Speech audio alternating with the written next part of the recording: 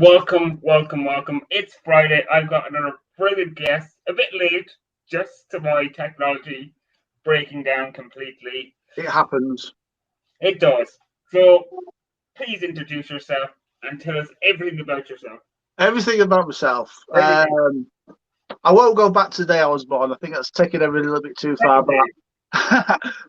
my name's Andy. As you can see from the grey hair, I'm old, which means I have actually been drinking beer for quite a while. I was trying to work it out, and I think my first ever taste of beer was probably when I was about 8 years old.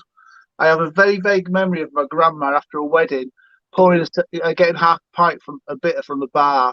And I said, "Grandma, can I try it?" She said, "Yeah, of course you can." And I necked it, and that's the first. And I think I just got a love for it since then.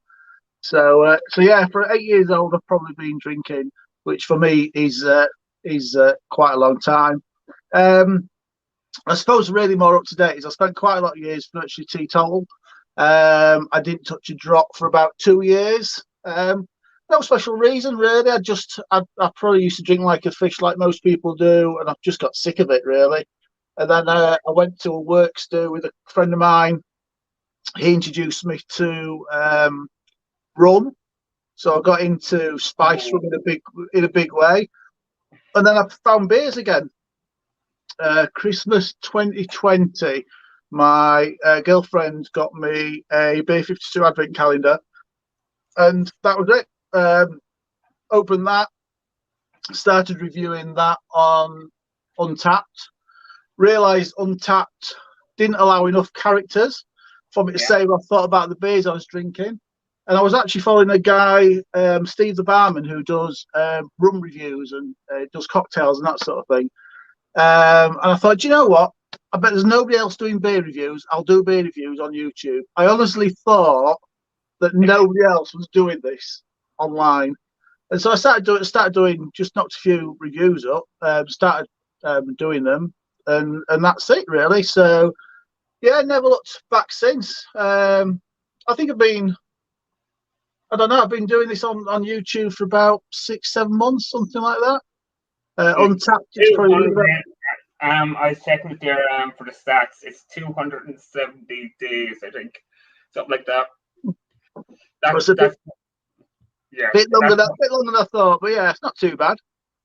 Yeah, well, that's what Social Blade puts down your first whenever you created your channel.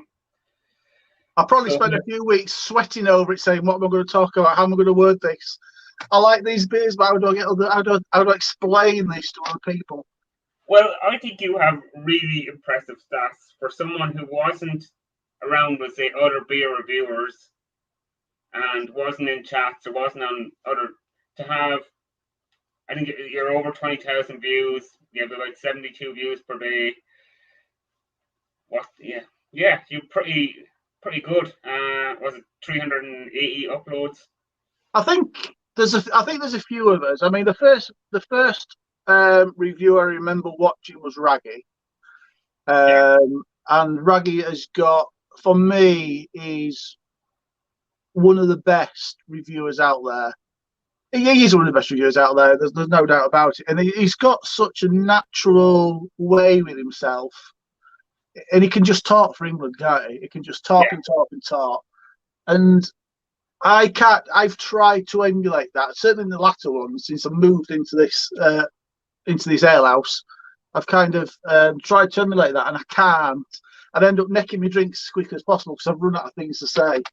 But Raggy's got loads of stuff to say. And the second person I remember watching was you. Oh God, I remember you were the second beer reviewer that I remember watching. And subscribe to Raggy, subscribe to you, and it just went through there. And I just love it. I think the beer community is excellent, and I think when we do manage to get together, I think we all kind of gel because we've all got this love of beer and trying to explain to people our love of beer and what things taste like and maybe what they should taste like and that sort of thing. And I think it works really well. I mean, the Christmas one you invited me to as well. Yeah. We didn't know each other, no.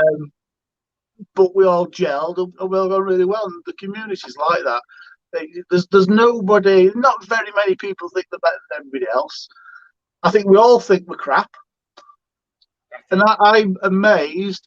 I talk to my work colleagues, and I still can't believe that people want to watch me drinking beer. Yeah. My girlfriend doesn't even want to watch me drinking beer. That's why she's kicked me out to the shed. Well, I think for your viewers, like you built up a viewership or followers, whatever you want to call them, people who look at your channel, pretty good, I think. I think it's a good following, natural following. Yeah, so we'll get on to what your first proper beer was. You said you had a beer when you were 8, family do. What was your first when you were of more legal age? Yeah. It would have been a trophy. It would have been trophy, Whitbread's trophy. That would have been my first one. I would have gone to a pub, and I think it was the only thing I really knew how to order. You know, when you're nervous, you're about 15, 16, you go to a pub and you think somebody's going to ask for your age or not serve you because you look too young. And I think I just said pint of bitter because it's the only thing, because my grandma always drunk beer and bitter. It's the only thing I think I knew how to ask for. If I'd have said lager, and to be fair with bitter, if I'd have said which one, luckily they only had one on tap. I would have struggled. But yeah, Whitbread trophy. Shame they're not around anymore. But if they were around, they'd have been ruined by now anyway. Like many of my old drinks are. We have a fellow beer reviewer in Dean from Dean's Beer. Yeah, Dean. Yeah. No, go on. Yeah, so we'll go back to school, would you? If it's not too much of a bother. What were you like at school? I think I was a bit of a geek. Geeks nowadays are quite trendy and quite cool. I think when I was at school, when I was growing up in the 80s, geeks weren't trendy. They weren't cool. I loved maths. I loved computer studies. I was the first person in our school to get a computer qualification for computer studies, which I'm really proud about. And I used to do everybody's homework as well. So all my mates used to come to me and say, I've got this idea for a program, will you write it? And they used to write all their programs. They used to love it. I used to love programming. I always had computers at home and used to do lots of programming. So yeah, I wasn't one for the girls, didn't like girls, like the lads, used to go out on the bikes, ride to school up bikes, and then just was at school just a bit geeky really. Okay. What did you do after school? Did you go to college or did you go to working or apprenticeship? Well, to say I was geeky, and I was the first person to pass computer studies. I actually left our 5th year. I don't know what they call it now, key stage something or other to call it now, wouldn't they? With very few O levels. Back in the day, we used to do O levels, and I didn't get very many O levels. And I remember applying for one job with the BBC in Leeds, and they said, "Oh, yeah, get these O levels, and we'll have you." So I spent 2 years at sixth form to get my O levels that I needed to get this job. And by the time I'd got my O levels, they wanted people at university instead. So I completely missed that. So yeah, so after school, I went into sixth form for 2 years. Then after that, I worked for the coal board doing purchasing. And then after that, I worked for British Telecom. I've had thousands of jobs, hundreds of jobs. It's ridiculous. My CV, everybody laughs when they see my CV because it's ridiculous the amount of jobs I've had. And I think I just get, apart from the place I'm at now, I think I usually get bored quite quickly. I find, like most of us, I think we find work boring sometimes. I do detest is a strong word, I know it is, but I do sometimes detest the places I work. And, you know, I just like to be happy in work. Like most of us, we just like to be happy in work. Yeah, so my CV is full of places where I've hopped about. But usually I found marketing, and that's kind of where I stuck. So I started doing marketing in British Telecom back in the olden days. 1987, I started in BT. So about 1989, 90, I started in marketing. And I've been there ever since. So even before the internet was invented, I was doing marketing. I feel old now, Thomas. Oh, no bother. Yeah, well, sure, I suppose. Marketing is one of the kind of like that with sales is kind of they're the oldest things around. Like the jobs they're around for since the start of time. I think marketing and sales. Yeah, I mean, if you, I suppose if you go back far enough, you know, people would have recruited people to bring traders, travelers to their market store or their shop, you know, thousands of years ago. So I suppose the idea of marketing has kind of gone from those days where you're paying somebody to bring traffic to you all the time. So yeah, so that's gone on kind of forever. I suppose we should tell everyone what we're drinking because Dean's brought up what you're. Buxton are absolutely amazing. They're one of my of last year, probably one of my favourite brewers. Definitely, I think they're wonderful. I've just done the Kingslayer as well. That went live a couple of days ago. They do some phenomenal beers. Absolutely phenomenal stuff. The beers I got from the prize there during the week. Really yeah, that was one of mine. So yeah, I've got my 5. I don't know when I'll get some of them in the next hour or so, but yeah, I've got mine. Managed to get them for 89p, which I was really pleased about. Yeah, well, I don't know if you see my one, but I don't be in Tesco too much because it's really a distance away from me. Everything was expensive, I thought. Because you only managed to get 4, didn't you? Yeah, and I think with the 4, I'd be over, we say 10, and 3 you would bring me under it. Like, so, I don't know. But I know it's difficult. I know I get some comments sometimes from some of the guys over there, and I think since Brexit, I think you've always found it difficult to get beers from England anyway. Yeah. But since Brexit, it's become really, really difficult to get beers over there from over here, which is ridiculous. They've just brought in minimum price units, and everything is, even the craft beer that seems to went. I think they put it up deliberately to some of the supermarkets, but like the macro's gone up, everything's just shot up in price. So it's absolutely crazy. It really is. Yeah, I know that they think they're minimum price units in Wales and Scotland, I think as well, don't they? Yeah. I don't. Yeah. So you have loads of jobs. You don't stay at the one place. You're not easy to settle down, are you? I hope my boss isn't watching this. Yeah, but that's the new way, I think, isn't it? I think a lot of people move from jobs to jobs. To be fair, the firm I'm in now, the company I'm in now, they're a small family business. I've been there 6 years, I think now, and I am really enjoying it. Really enjoying it. There's lots to do. We've had lots to do. There's still lots to do. It's a small team. There's only 3 of us in marketing. So yeah, but really enjoying it.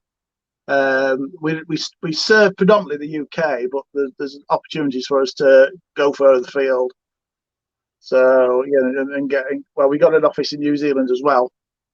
But there's lots of stuff to be done around Europe as well. So there's lots of work for us to do. Lots of exciting stuff. It's a dull product to most, but enjoy it. Can I ask what it is, or is that too? No. It's I won't mention the firm because I mentioned that's not the right thing to. We sell construction consumables. If you can picture a building site, anything that gets virtually consumed on that site, so rope, tape, line marker, tarpaulins, line marker, spray paints. We sell all that, and it's really good business. It's really good business, and we were lucky through the pandemic, really, because nothing stopped in the construction. Nothing over here stopped. So I didn't have a day off.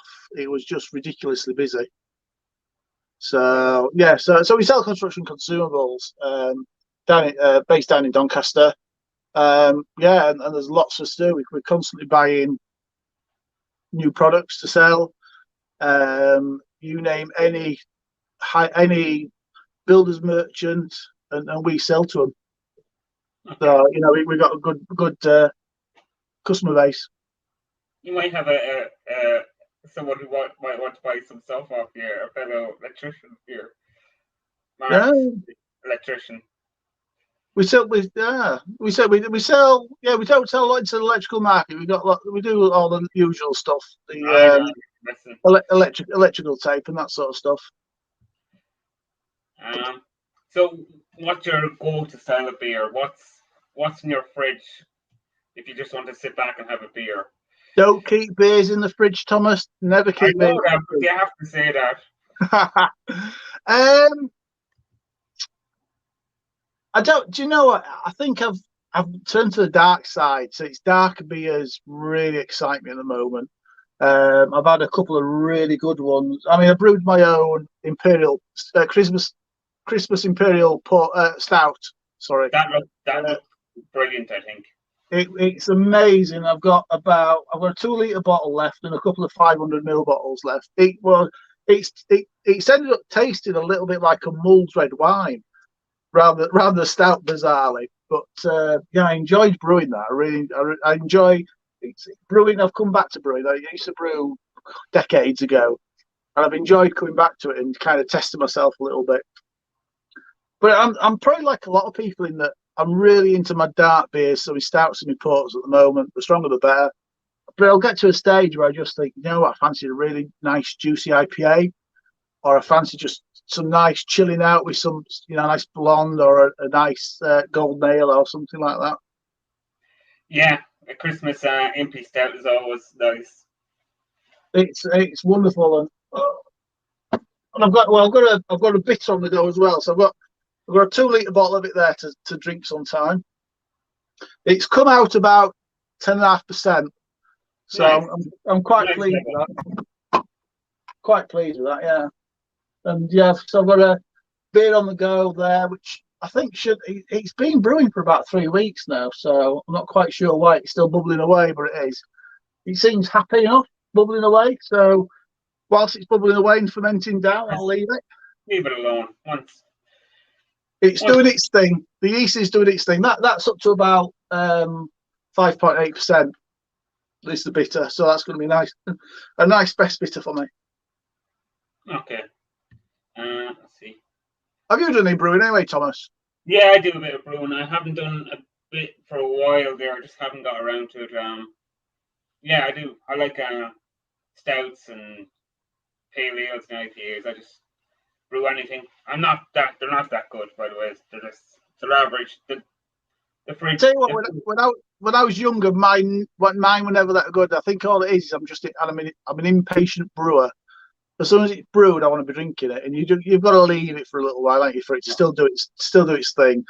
But I do end up being a little bit impatient and taste them when they're too young, and then. I think everyone does. I think everyone kind of does that. I think leave it long in the fermenter and leave it long conditioning, and it works. I think. Yeah, absolutely. Yeah. So that's, like I said, that's its thing at the moment. So I'm happy leaving that there for now.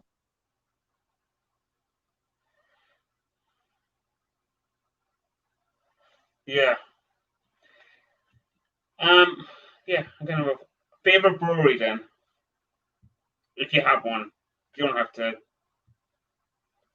I'm not sure if I like Buxton. There's one in Keighley called Wishbone Brewery. I've just done they've just done a porter, which I've just reviewed, and that's just recently gone live. There's also, they do a barrel aged Imperial Stout as well, which is absolutely phenomenal. So they're really good at the moment. I've got a couple more of them to try.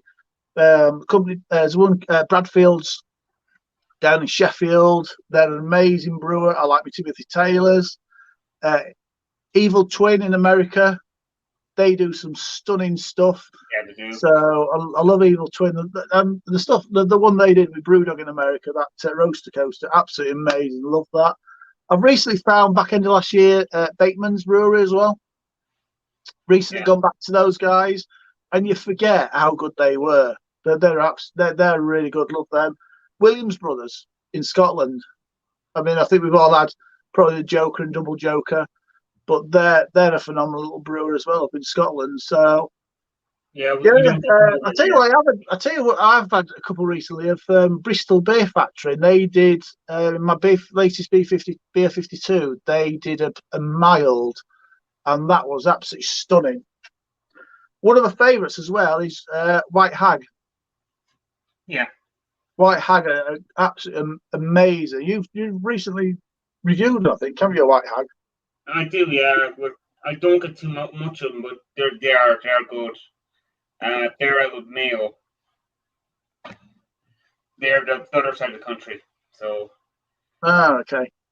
I was interested in that when you got from Tesco's the rye one, red rye. I've been interested to see what that's like.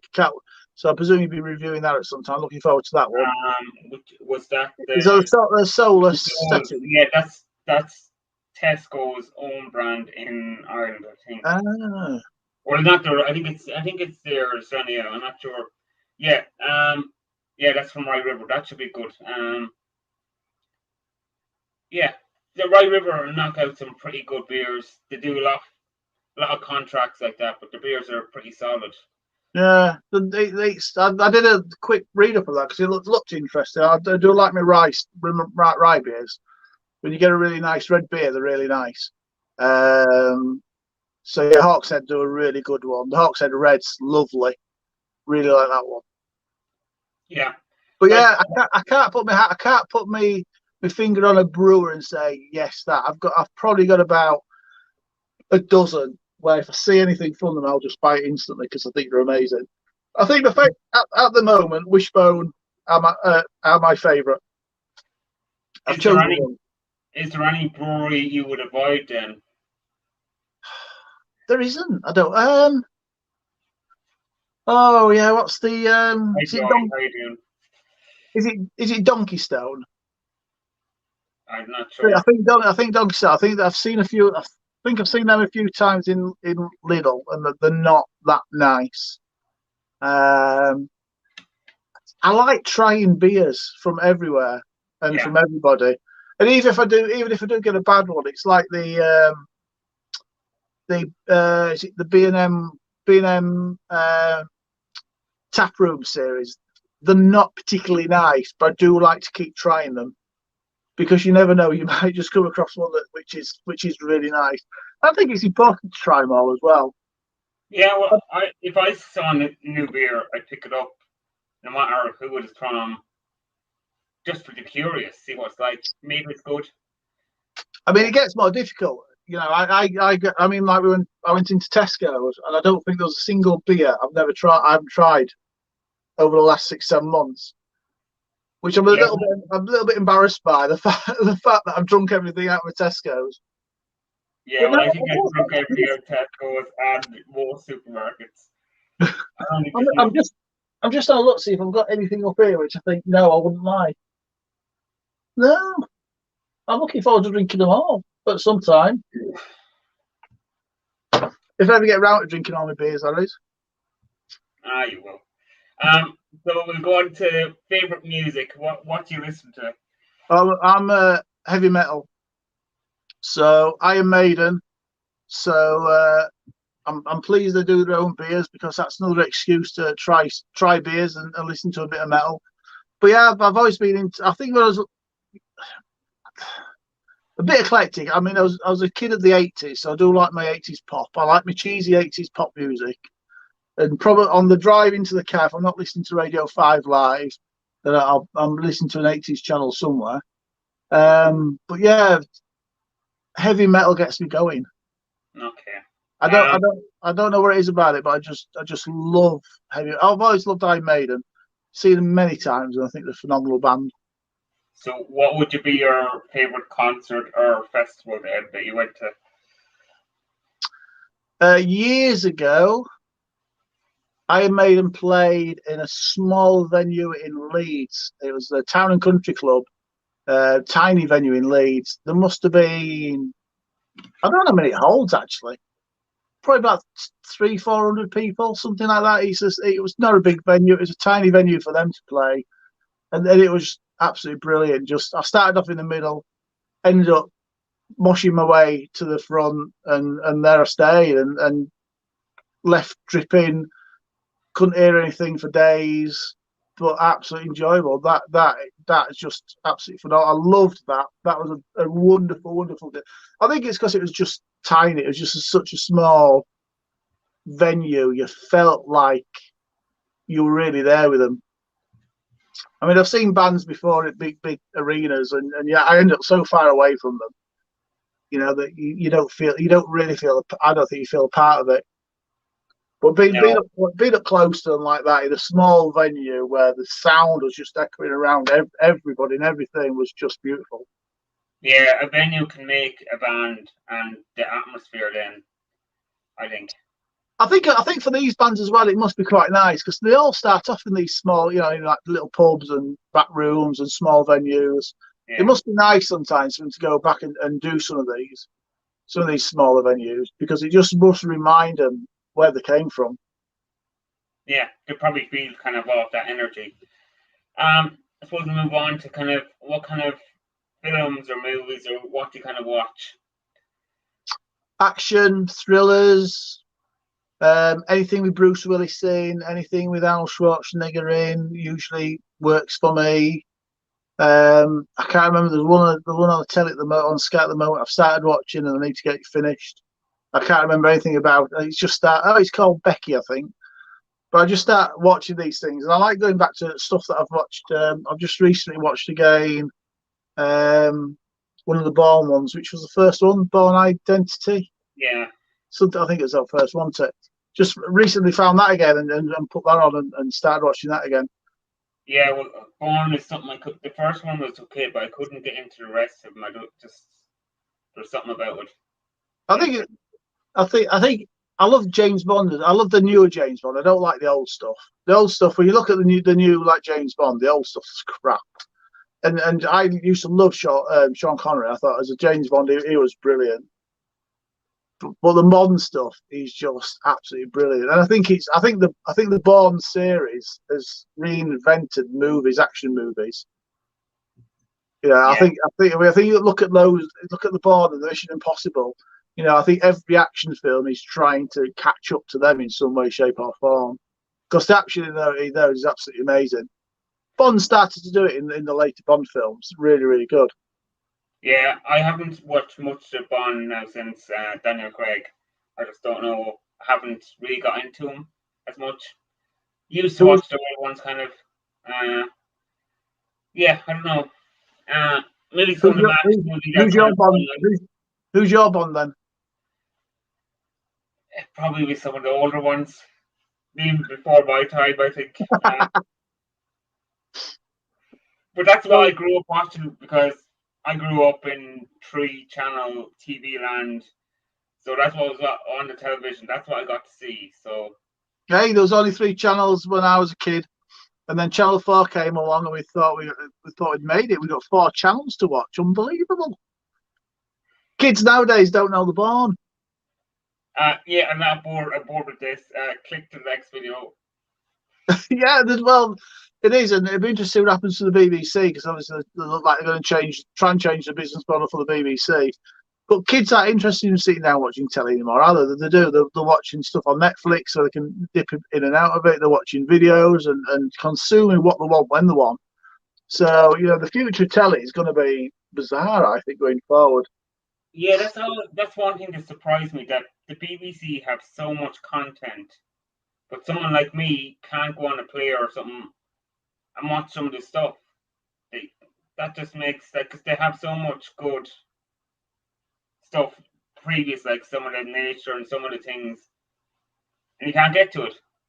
If they had a subscription service, or if they sold some of the stuff, but say licensed the channel to some of the Netflix or some of them, did make a fortune, I think. It'll all change. It's got to change some way, shape, or form. The BBC is going to die if it doesn't change.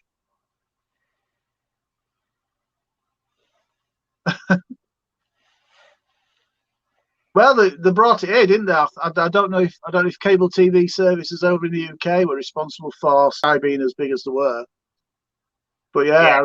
I remember when I used to work for a cable company, doing marketing for a cable company. So NTL, well, yeah, But it's funny actually. Yorkshire Cable, well they were called Diamond Cable, Yorkshire Cable. They all came together, became NTL at one point, and yeah, they were a customer of mine, and ended up joining NTL, doing marketing. So yeah, cable was phenomenal back in the day. It was fun to watch. It's fun to watch the rollout of cable in the UK, because it was just, you'd watch a load of guys digging to put cable down, and within a day they'd done like a housing estate. It was amazing. The amount of digging those guys did back in the early days here was just phenomenal. Yeah, cable never really came in Ireland, I don't think.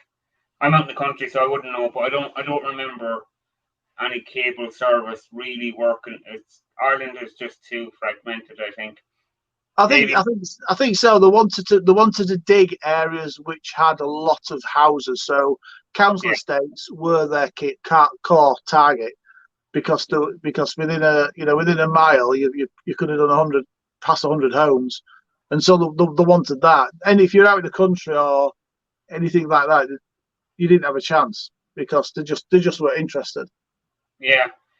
Well, what came in here was getting an antenna in our roof to pick up BBC, and probably ITV. We didn't have it, but a lot of places did that in Ireland, and getting your box to pick up the English channels. Yeah, it's interesting, because I don't know. To be fair, I don't know much about the history of cable in America from a channel perspective, but I think there was always a fear over here that with all these channels, you'd end up with, like, just in that case, 50 channels of crap, rather than 50 broadcasters trying to produce really good quality programs. So it was always those things over here where nobody knew really how it's going to go, whether or not we're going to get better quality TV or worse quality TV. And BBC probably didn't want to lose their market share.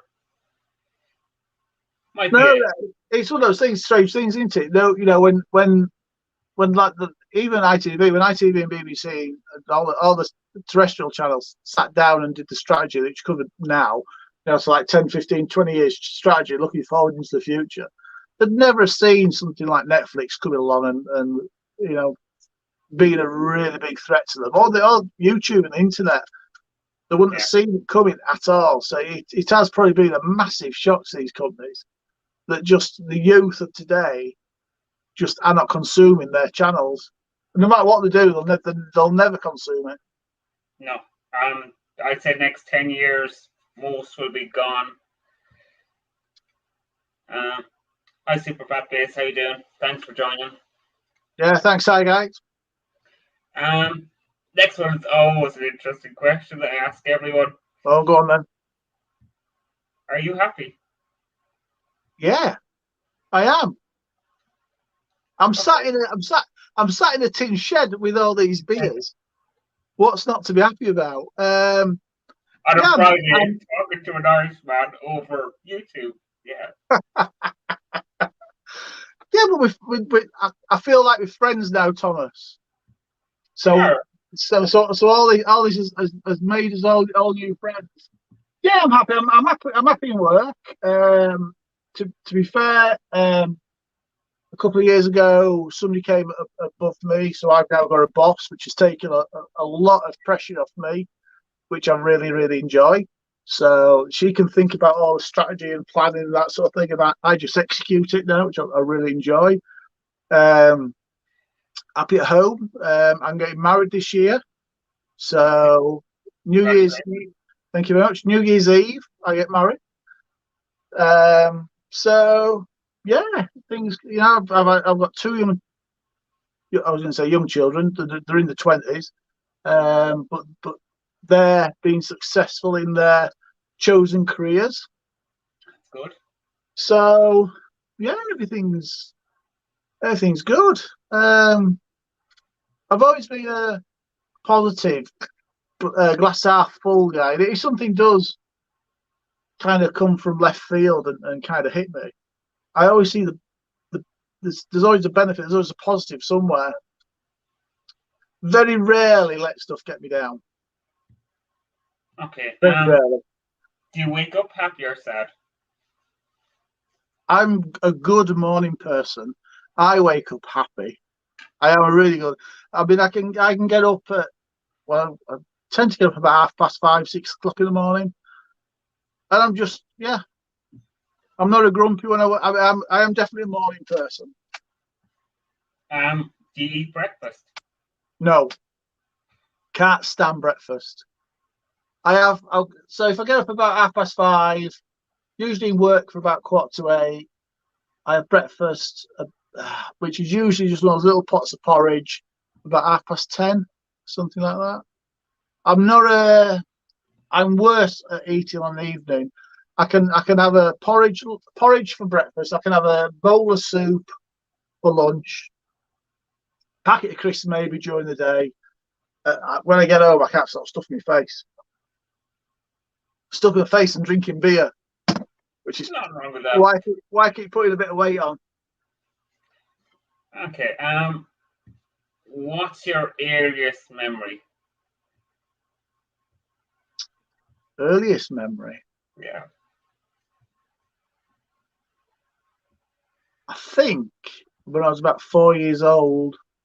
I remember my first day at school. I remember crying my eyes out my first day at school. And I had to. I think I remember. I think all the kids were sat down on the rug, being read a story by the teacher. I'd sit next to the teacher because I was blubbing, and I don't know. Probably missed my mum. I think that's all it is. It wasn't the fact that I've got another however many years, another 14, 15 years at school to do. I don't think that had computed. Yeah, I think I just missed home, and I was blubbing away. And yeah, so one of my earliest, I think that is my earliest memories, crying on my first day at school. Okay. But I met a good friend on that day, lad called Mark, and I haven't spoken to him for a few years, but yeah, we were quite close. I remember him saying, Missy stopped crying, and we became good friends after. We became really, really good friends after that. But yeah, I think that's it. My mum, don't know. I've always had stories from my mum about things I did when I was little, but I don't remember. I just remember what she told me about them. Yeah. What gives you joy in your life? That beer, by the way. Oh. Family, I suppose. I am divorced. I've got two wonderful kids. Speaking to those two, seeing those two that live well. One, so I'm down in Yorkshire. Emily's up in Bishop Auckland. She works for the NHS. Really proud of her. So she's a joy because she's happy in life at the moment and she's happy with the work she does. And Rebecca is up in Edinburgh. She's still the same age of twins, but Rebecca's doing a PhD and she's content at the moment with her studies and doing that and yeah.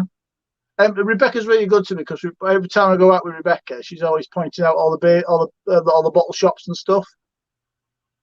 So we've taken quite a few details. It's really funny because when I saw her last in Edinburgh, we're walking back to her apartment. She says, "Oh, Dad, there's a beer shop or something right over the road from me." When it went over, it was Vault City, their tap room in Edinburgh.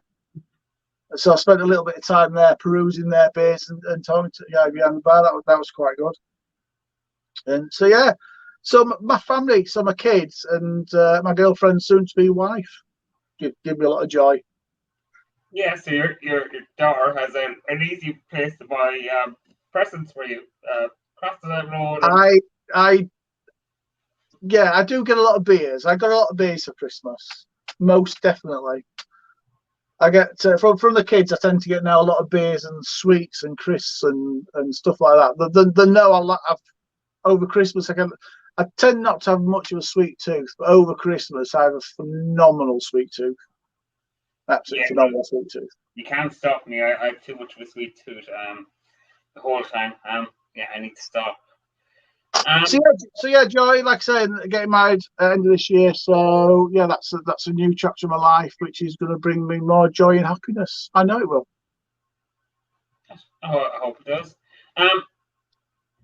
Suppose the next question follows on. What makes you sad?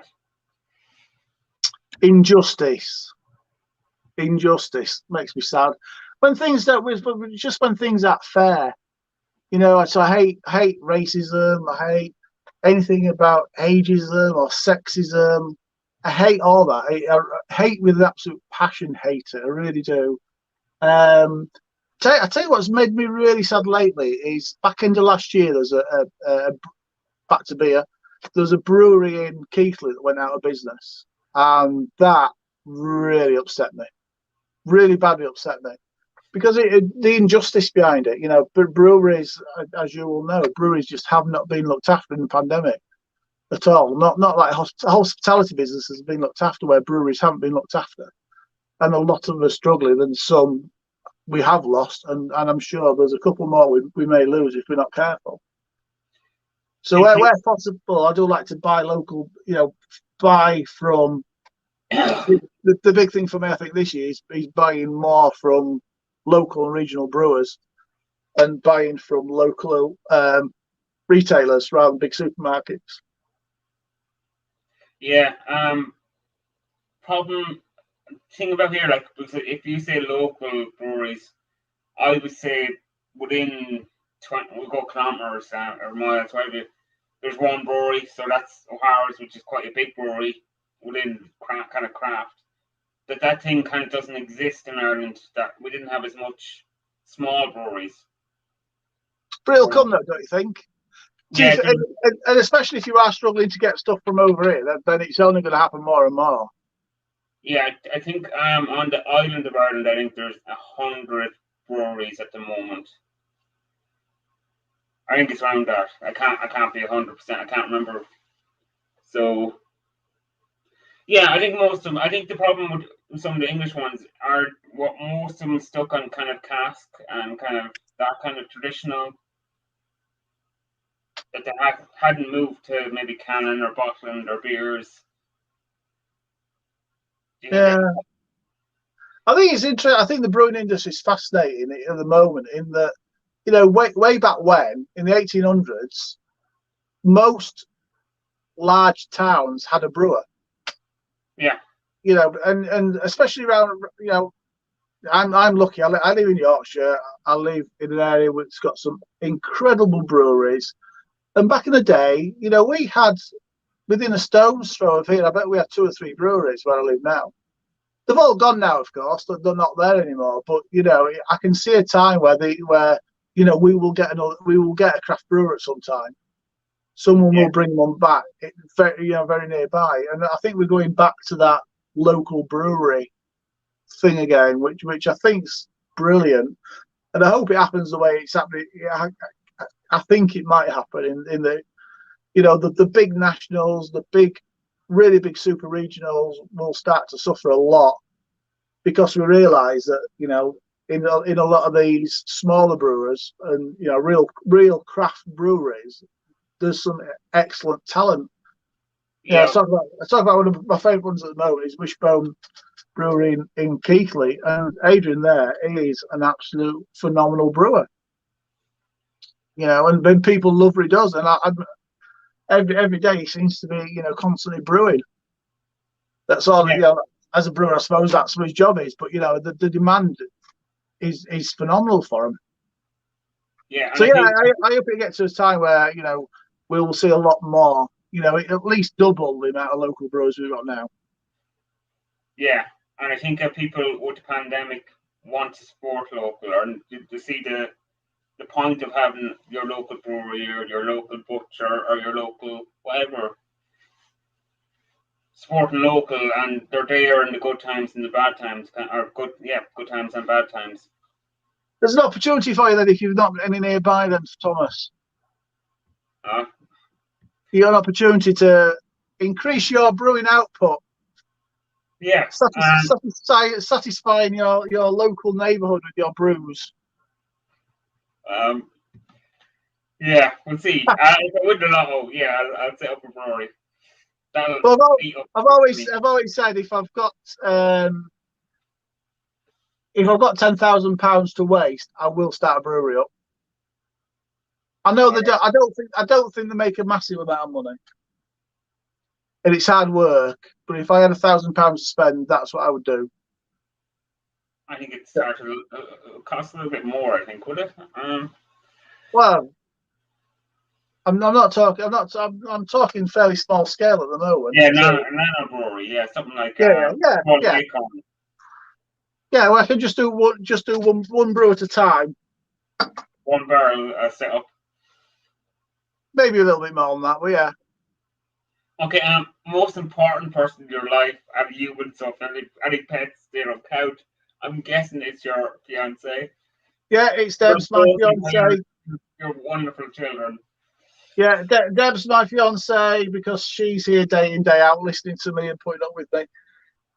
So she's gonna be up there as the most important thing to me at the moment. But because it's the funny thing about kids. I think when you are a child and you got parents yourself, you don't think about it. But kids are there to grow up and move away and get their own lives. And my mum's gone now, but I do remember, in a year I probably physically saw her 2 or 3 times because I live quite a distance away from her.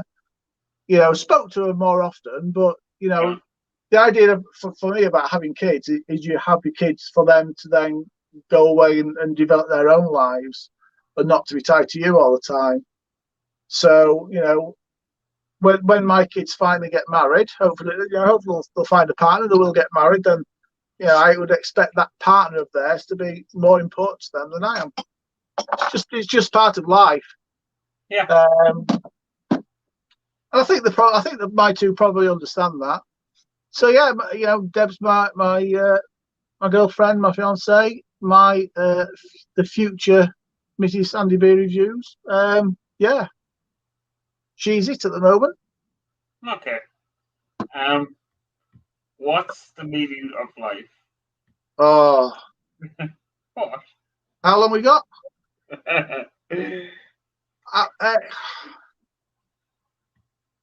What? I don't Are you know. stuck for words? I'm sorry if you're stuck for words. I don't know. Spitfire next, by the way. Talking about small regional brewers, and then I've gone for something from Shepherd Neame. I think the meaning of life is to be a better person. I think that's it. I'm not a massively religious person by any stretch of the imagination. I do believe that we're on this planet, or we have this life to enable us to experience life and become better human beings. For me, it's all about humanity.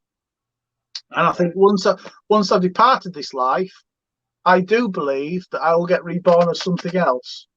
Maybe another human being, maybe an animal, maybe a plant. I don't know that much about it yet, but I do think there's I do think that we're here. I almost believe like there's a certain number of souls in this world, and once it departs this body, it will inhabit. It will be reborn as a kitten or a mouse or a worm or a spider, and I've got to live life as that. Because only when I've lived life in all these different forms will I understand what humanity's all about. Okay. I think that's it. That sounded a bit deep, actually, for a Friday night. How are you doing, sir? Thanks for joining us. When's the last time you cried and why? Last time I cried. Yeah.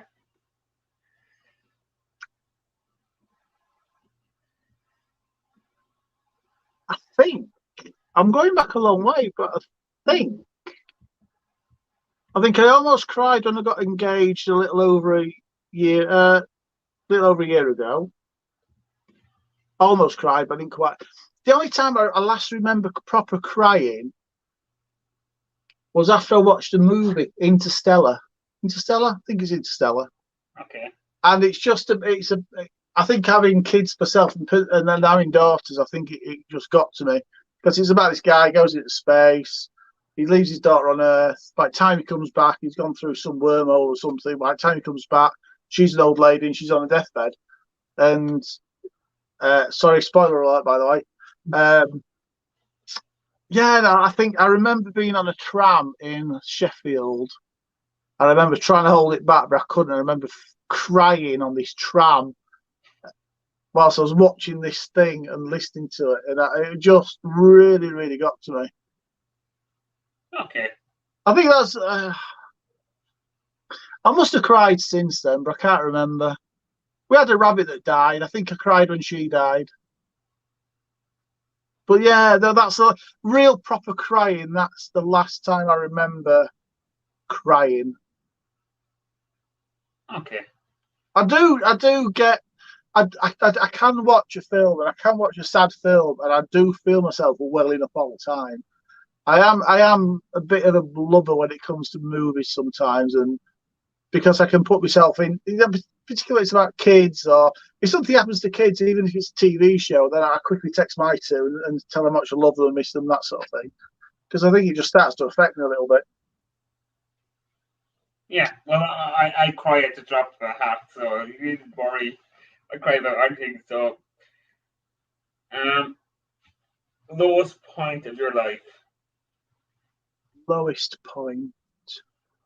if you don't have to. No, you did say was anything lowest point. I think divorce. Oh no, yeah, divorce was bad, but that we've both come out of that quite happy. So I think my mum dying. I think when you lose a parent, I think that was bad, and that I did suffer. I probably had some very, very minor mental breakdown, I think, when that happened. I didn't let myself believe it at the time. But of recent years, I think yeah, losing my mum, but it's losing a parent, isn't it? It's gonna be a low point. But that sort of, yeah, I can't think of any other time other than that where there's been a big low point. What about your dad? Yeah, well, the bizarre thing for my parents, I mean, my parents got divorced when I was 12. Both of my parents died age 63, both of them. So that's about nine years away for me. So my goal in life, don't know if you got this question coming up, but my goal in life is to get past 63. See, there's a lot of both parents at that age. Separate reasons, separate times. But yeah, that's just really, I always find that's when I figured that out, that just seemed really bizarre. Yeah, it does. Yeah, but coincidence like that happens sometimes. Yeah, and I'm hoping that's it. I'm hoping the coincidence stops with those two. Yeah, well, hopefully, keeping your health in check. That'll be. Yeah, no, I'm not. Yeah, I'm not really good at health. It's keeping my health in check. I am trying to lose a few pounds, but sat here drinking good beer doesn't always help. Check up with your GP might help every once in a while. I do remember having an ECG with my GP years ago, and I was told everything was all right. So yeah, but that was over something completely different. And a student doctor said, "I think you might have brain damage." And my doctor said, "Are you sure?" Well, it's possible. She said, "So if it was brain damage, what would you want?" She said, "Oh, I think we should do an ECG." So I was booked in for an ECG just to satisfy the student doctor that I wasn't dying of anything. I was fit and healthy. I do feel quite fit. I did I can be quite active. I did try to do. My brother-in-law did a 10K run last year, and inspired me to get off the couch to do at least couch to 5K. And after day 3 of training, my knee packed in. But apart from that, I feel quite healthy. But I can kind of do a fairly decent jog. And kids, I mean, I don't know. I always think I could beat my two in a, my girls are in the 20s, and I'm sure I could beat them in a running race. But kids are lazy anyway, aren't Hi, Andy K. How you doing? Evening, Andy. Hi, Jack. How you doing? Thanks for dropping in. What makes you really angry? I think you kind of answered this question before, but I think I must have it twice in the list. Injustice, you said, was it before? Yeah, I do. Any form of injustice, I hate it. I think things are unfair. I get annoyed at really, politics. The stuff that's going on at the moment with this Partygate stuff is. I'm not a conservative. I don't particularly like conservatives, but when there's more important things to sort out in society. Okay, they've done some stuff at a party. They've had parties and they shouldn't have done. Slap on the wrist and move on. But they've been spending weeks now arguing about it. It's in the media. It's in Westminster. Just get over it. So that makes me angry. So I can watch telly, and I know tonight I'm sure there'll be something about what the Conservatives or what Labour's done wrong, and that really annoys me. And I'll start watching the news, and after 2 minutes watching news, I'll switch it off because it really annoys me. I do like politics, but at the same time, I hate politics. Okay. Do you watch much news?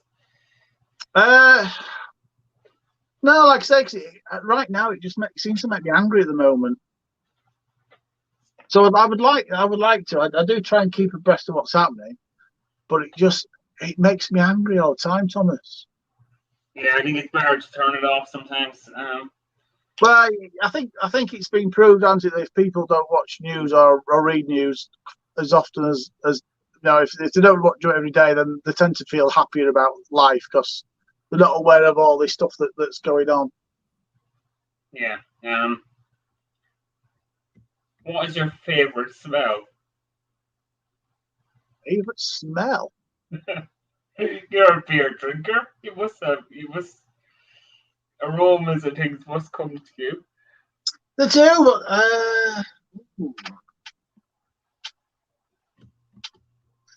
Stuff around babies, like baby powder. They're nice smells, aren't they? I mean, I like my beer smells. I mean, let's take it for granted. I love the aroma of beers and lagers and ciders and all sorts of things. I like that. But like that baby smell, you smell the top of the head. And everybody loves that anyway. Just ridiculous things sometimes. I'll get out of the car on an evening and starting to fry it in takeaway over the road, and you just that smells nice. Let's have a curry tonight because it just smells nice outside. I don't think anything special about the smell. I think it's just everything everybody else likes. I like the smell of nature. Seaside, the seaside smell. That's it. I'm going to go for seaside. The seaside smells great. We have great seasides in the UK, great coastal scenery, and the smell and sound phenomenal. So that's what I'm waiting for. There you go, Andy. A question for Super Fat Base. Can you see it on the phone or blurry down? Since I started drinking like I have been drinking and collecting like that, I've not been anywhere. We are planning to go to America for honeymoon, so that'll be the first big holiday we've had since all this madness started. So yeah, that'll be. I'll be trying beers from America every day. So that's it. Haven't travelled much to other countries recently, but like most people, bit for business. Channel Islands, around Europe, holidays around Europe, America, North America. I'm not a fan of Asia or South America or anywhere like that. Have you been across to Ireland then? No, Ireland is one of those islands.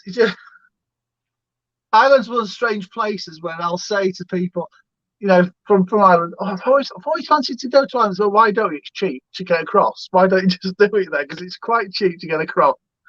I know my grandma's.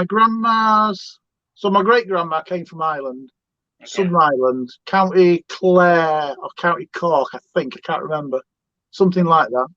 So I've always fancied going there. I'm trying to find a little bit of my ancestry in Ireland. I think if we come Clare and Cork are quite close together, so that's probably why I think it's in that area. Yeah. But I think that's from my mum's side. I think from my dad's side, I think we must.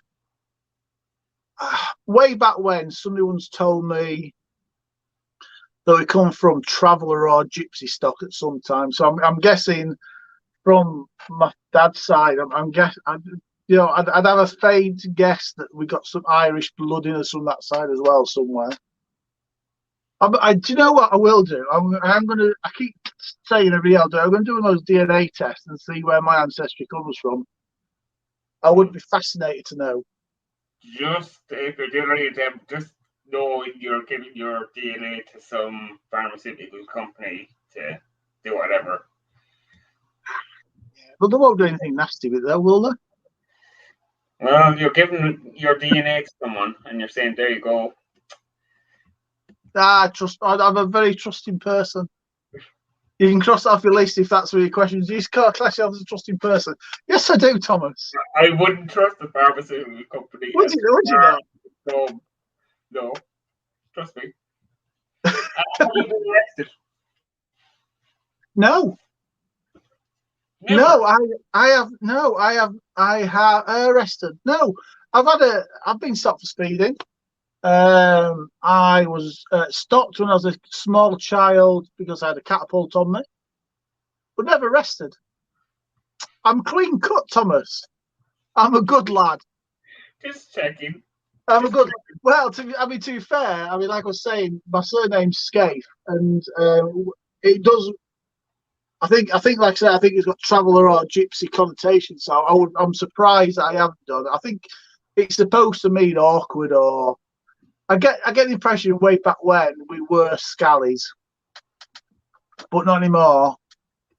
No, just good lad now, me. Yeah, your philosophy in life. I think we covered that one. What's God's plan for you? Because you mentioned about reincarnation. Well, I don't believe in God for a start. Okay. What's the universe's plan for you then? I think, like I said, I think it's to understand what humanity is all about and to be a good person, wherever that means. Wherever that means. I think if I am anything, I've probably got pagan tendencies. I like the idea of seasons and nature and all that weird stuff. I do like. I like all that. I'm more attracted to that than I am this idea of you call it a monolithic God. So I'm attracted to that side of it, and I just think we're on this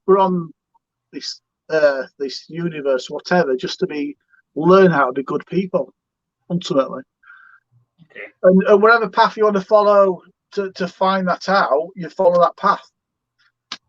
But yeah, I think that's it. I think the universe just wants me to learn what it is to be a good person. What inspires you? What inspires me? Yeah. Oh, that's a really tough question. Okay. I think I almost inspire myself. Are you allowed to inspire yourself? Probably not.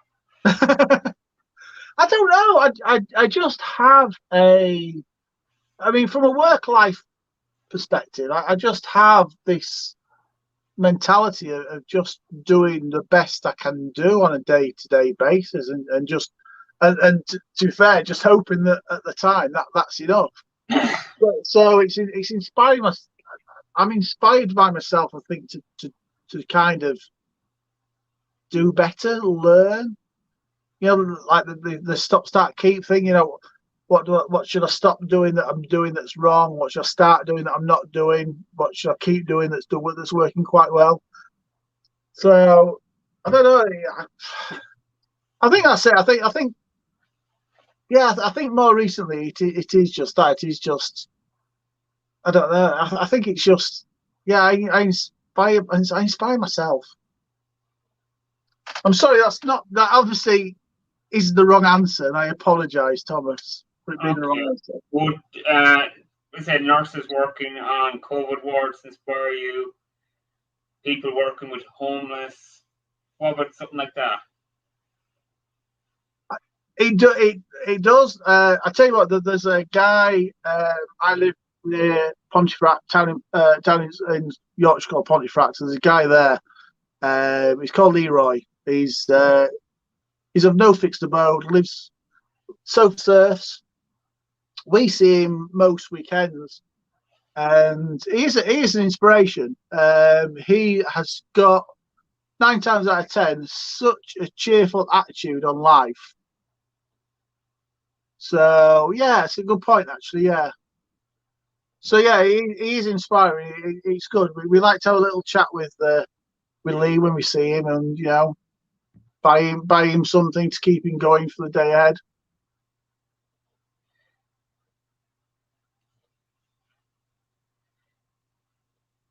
So what's the most weird thing you've looked up on the internet that you'd be ashamed of? You're into computers, you must have delved through. What was one thing that you would be most ashamed to look on the internet? Yeah, you've looked up some stuff on the internet. I don't know. I don't have a. Let me just check my browsing history, see what's on there. I don't. Well, they're not ashamed of. And I was at work.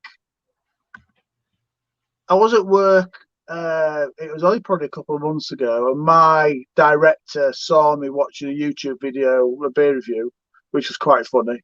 I wasn't ashamed of it. I was like really apologetic. I couldn't believe it. I can't even remember. I was doing something. The funny thing is, I was doing something for work, and I think I must have been doing it on my own personal account on YouTube. And it kind of just went to like a recommended video, which was somebody's beer review. Like I was watching, and I don't know. I probably just forgot I was at work and started watching this beer review. And then there was, what are you watching? And I nearly got reprimanded for that. It was a bad thing to do. It was a ridiculous thing to do at work. Oh, yeah. But, yeah, but I don't do anything most ashamed to look. I know. Well, you know, I told you I'm a good lad. I don't do, apart from this and the odd bottle of rum that gets drunk on a weekend. I'm quite clean cut. Okay, well then, do you have any bad habits? Yeah, I'm a little bit of a clean freak. Is that a bad habit? No. No. I'm untidy at work. Is that bad? I can be okay. Bad habits. I can be I don't smoke. I do drink, obviously. Drink to excess sometimes. I don't really swear. Mainly because the people I work with, swearing is not tolerated.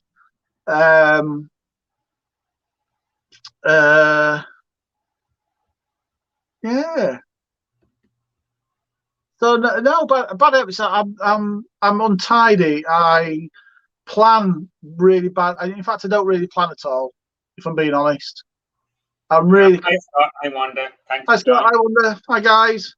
Yeah, I don't. So untidy. Don't really plan anything. My diet is atrocious. Yeah, that's it. I don't smoke. Don't do drugs. Don't swear. I don't drive over the speed limit anymore. I got too close on my license taken off me many years ago, and I've learned from that. Drink a little bit too much sometimes. That's it. Don't. I used to do a bit of thieving back in the olden days, from sweet shops like kids do. I don't know. I'm too clean cut. I wouldn't know anything about any of that. Of course not. Of course not. You lulled me into that one, Thomas. You lulled me into that one.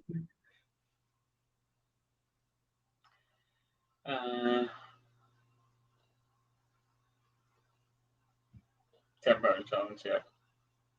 £10, yeah. That was good. That Scott Wonder. Yeah, it was really interesting. We both really enjoyed that. We're both drinking from that now. So thank you. You've given us our weekend drinks. Yeah. I think I was a bit disappointed with Tesco why I said that, but no problem, Scott. Yeah.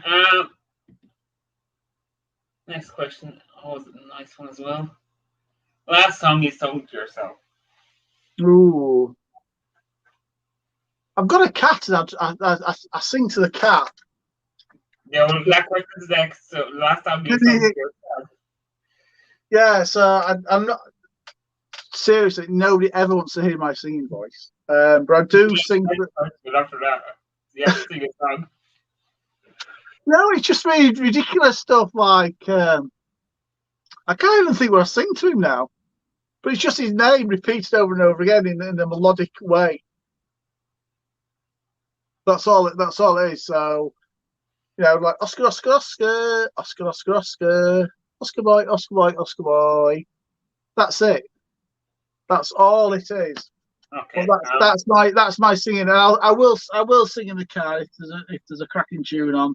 Like I said, a bit of heavy metal, a bit of 80s. I'll sing to that. So, what's the last song you sung to someone else? Human. No.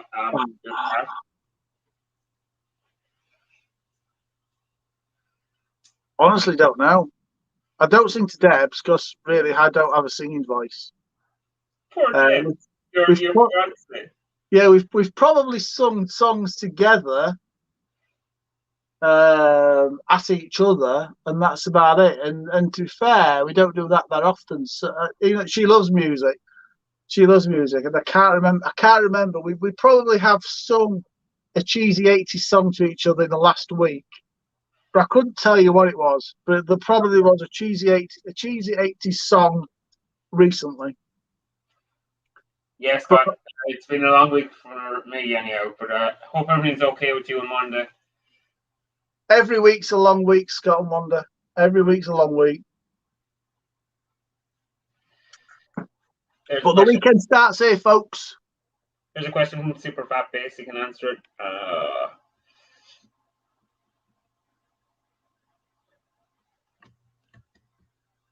See it? I think some people just end up. I'm probably. I think most of us go through that. I mean, I remember Boddington when Boddington's first came out, and I just couldn't get enough of the stuff, and I was drinking it day in day out.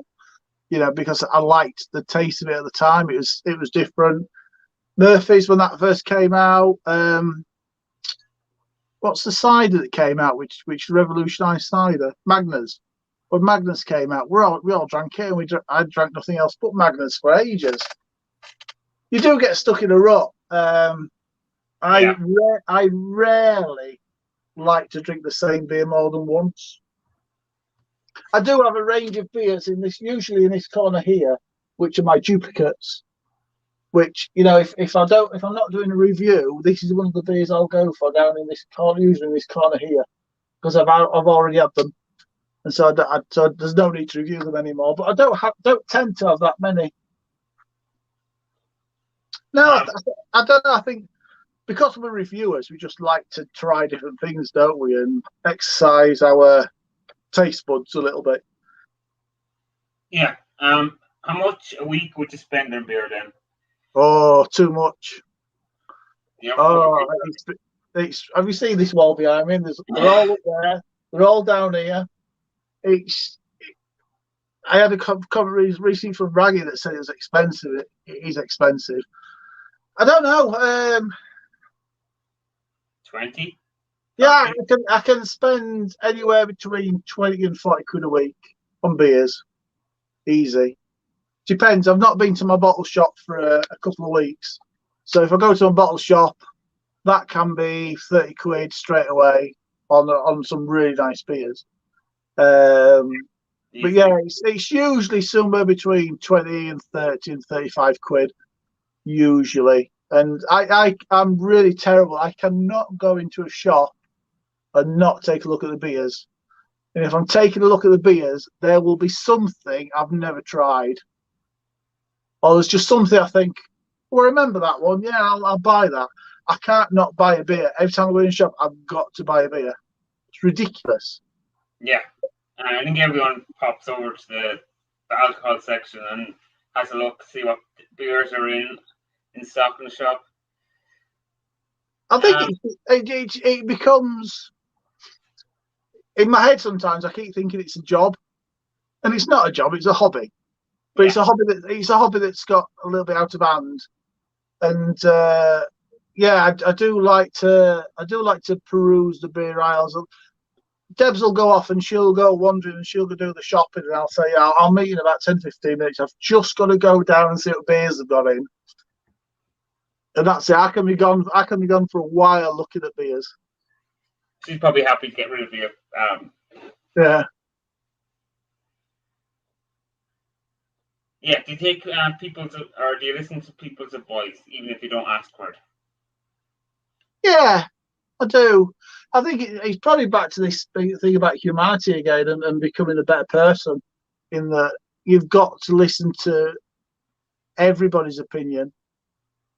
I can be quite set in my ways. Once I have a thought, my thought's right. And no matter what other people say about stuff, I think most of us reviewers had that from B&M, that Christmas pudding and custard stout. Okay.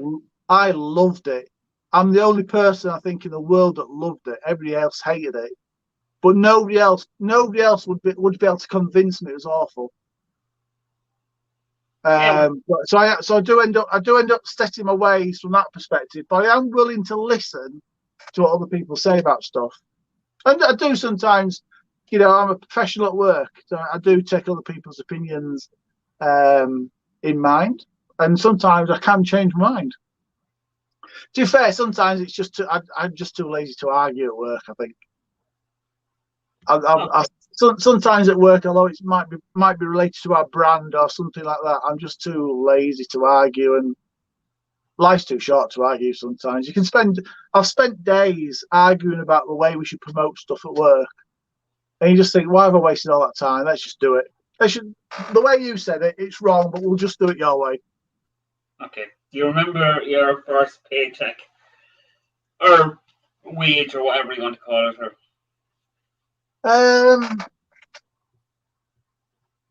I guess I must do.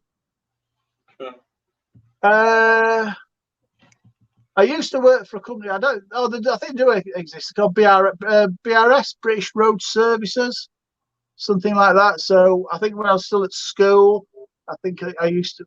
Me and some mates just used to mess up. We got a night job working at this BRS place in town here, and we used to check glass bottles, to make sure they were perfect. If they weren't perfect, we got to smash them. So we smashed a lot of bottles for no reason, as you can imagine. And the rest of them we thought might be all right. I'm a good lad now. I'm a good lad now, Thomas. I won't do that now, obviously. And the rest of it we used to package up in boxes and then put boxes onto pallets and then shrink around the pallets.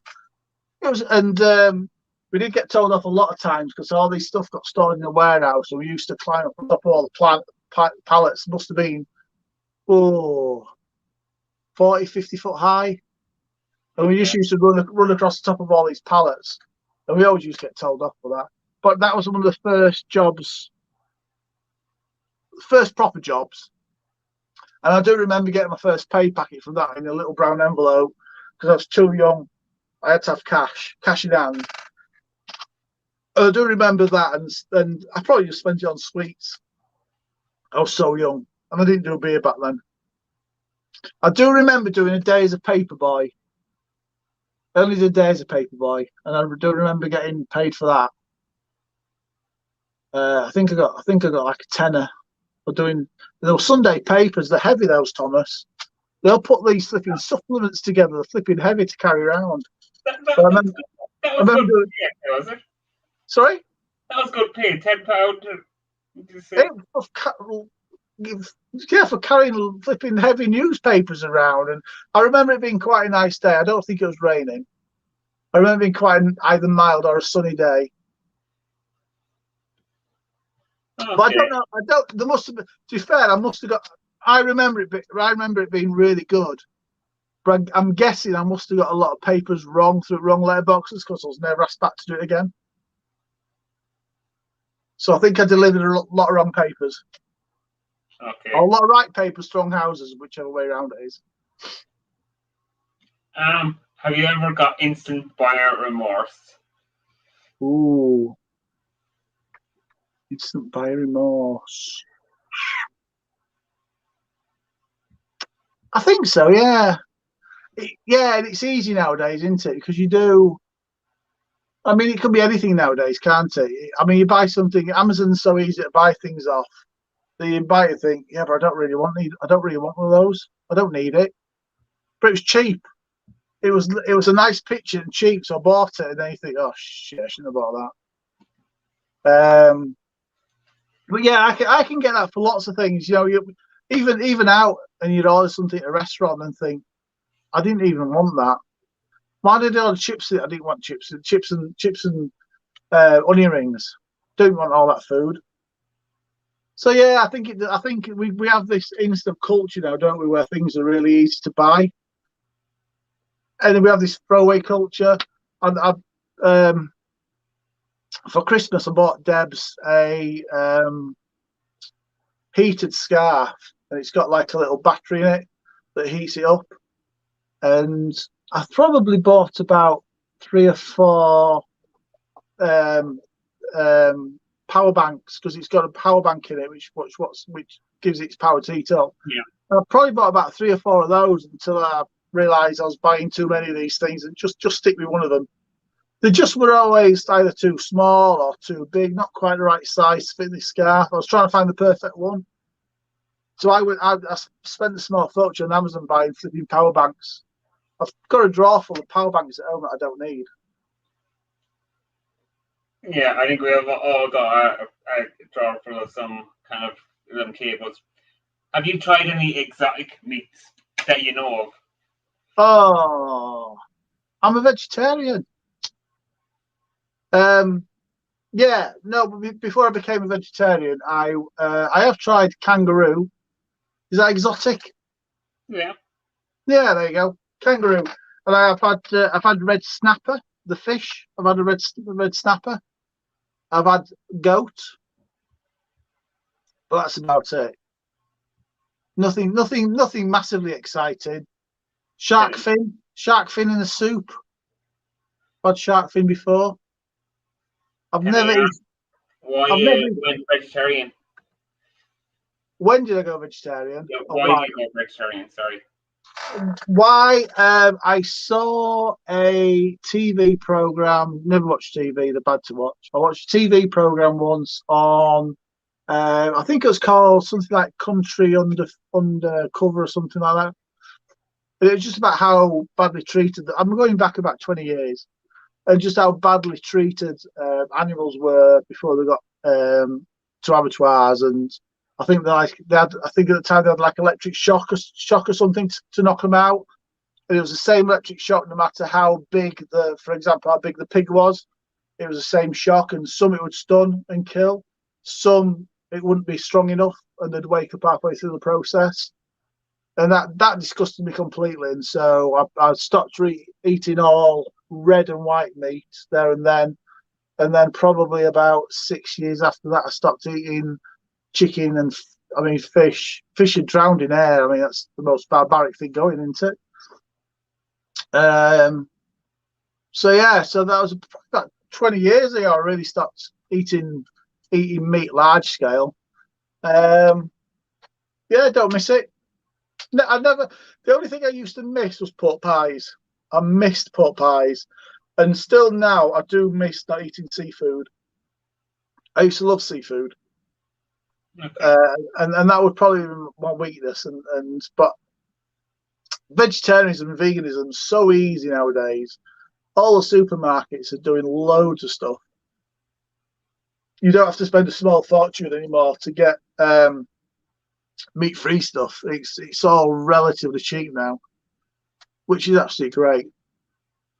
So I recommend everybody turn vegan or vegetarian. It's good for you, it's good for the economy, and it's good for the planet.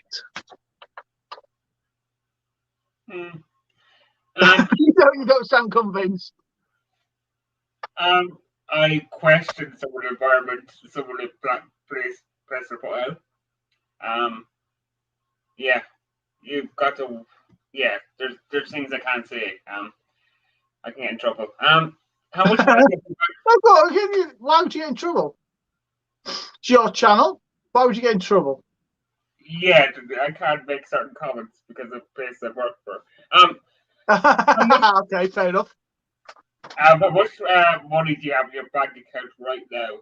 Oh, it's low. It's low. It's under 1 million, is it? Sorry? It's under 1 million, is it? My current account has probably got about 300 and some quid left in it. Okay, that's good enough. Which will last me to payday. I have a kind of my own business running in the background as well, which is very, very healthy. So that's always doing quite well, and I can never live without some savings. So I have got a couple of savings accounts as well. But my current account, which is I guess is what we're talking about, yeah, about 340 something quid. Okay. Yeah, I'll ask you to payday, Thomas. That's all I need to know. Can I ask about your first crush? My first crush. Yeah. I was a late. I will admit, I was a very late developer. I remember seeing a girl at a party once. She was a friend of a friend of mine at school, and she looked amazing. Apparently, it turned out later on she wasn't as nice a person as I thought she was. And I can't. This is really bad. Isn't it? For my first crush, I'm struggling now to remember her name. She lived down in Shropshire, and she came up to see her cousin, who was, like I say, was my friend in Yorkshire. And I'm desperately trying to remember her name. And she was probably one of my first crushes, definitely. And celebrity? Oh, Sandra Bullock. Okay. That was a bit too quick, I think. No, Debs knows if Sandra Bullock ever rings me, that's it. I'm leaving Debs for Sandra Bullock. We've already discussed this. That's what can I say, Thomas? That's a done deal, mate. So, has she subscribed to your channel, by the way? Yeah, Sandra. She does. Yeah, we're chatting on. Oh, there you go. Then she'll see it. Then she'll know that I'm not yet married. I'm not yet married, Sandra. You've still got time. Do you believe in aliens? Yes. Intelligent? Did you want more than that? Yeah, I just got. Yeah, I mean, well, what's the definition of an alien? A foreign living. Do I think that on another planet somewhere in this vast thing called space there is an organism that's not humanoid in any way, shape, or yes, of course I do. I think, yeah. Whether aliens have visited this planet, I'm not convinced. Okay. But yeah, there's something out there. Yeah, I don't believe in little green men from Mars. You're going to tell me now some little green men from Mars subscribe to your channel, won't you? No, I send them all over to your channel. They love your channel. Yeah. I mean, alien life in some way, shape, or form. I think, by the very nature of nature, has to exist somewhere. I think it's got to. I think yeah, it's got to. I think we're probably I hope we're the most advanced of any life form out there. But I don't think anybody really knows how far this space thing stretches, does it? Or, we can't even see the edges of what we think of as space. So there's got to be something, surely. But no, I don't think we're being watched by some mothership somewhere. No. But yeah, I believe in alien life, definitely. Okay. Drugs. Do I believe in drugs? Drugs. We take the first one first, and then we take the second question. So drugs is, have I ever taken drugs? Take the question whatever way you mean. I've never taken an illegal substance. No. We did at school once crush up some paracetamol and snort it. Just to see what would happen. And if truth be known, it gave me a headache. I may have snorted too hard, Thomas. I may have snorted too hard. It just gave me a headache. So paracetamol gave me a headache when I snorted it. I've never had a funny fag. I've never taken anything in a nightclub. I don't even go into nightclubs anyway. Should drugs be legalized?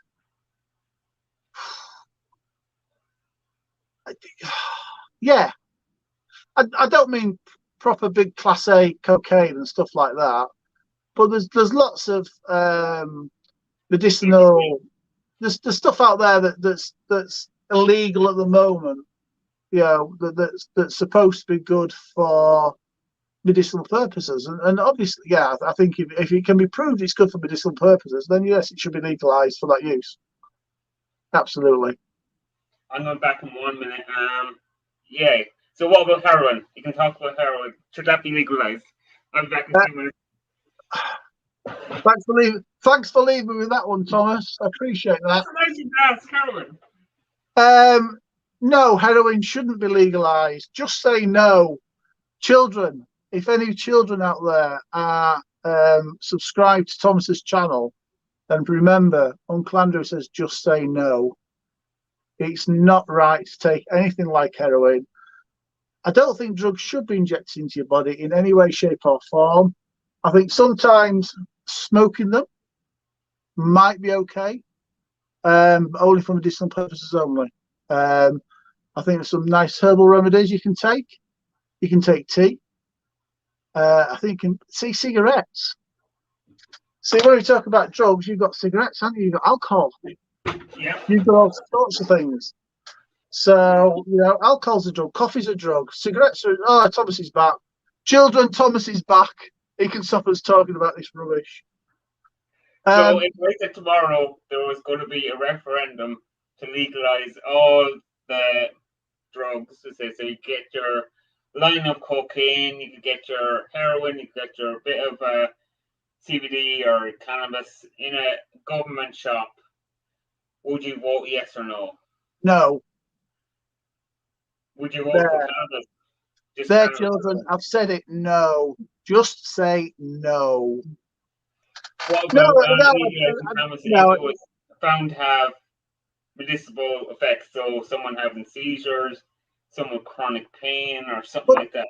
I did say I don't know whether you sat there or whether you turned your back on me by that time, but yeah, I mean, if there's evidence of medicinal properties for these things, then obviously you've got to say yes to that sort of thing. Yeah, but no, I mean, turning the UK into Amsterdam, no.